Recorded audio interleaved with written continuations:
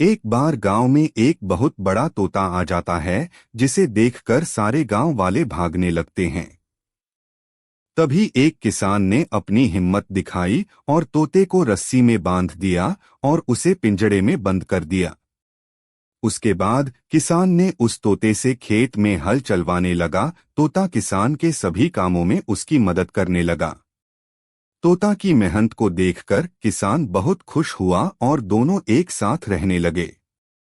लेकिन किसान फिर भी रोने लगा क्योंकि किसी ने वीडियो को लाइक और चैनल को सब्सक्राइब नहीं किया।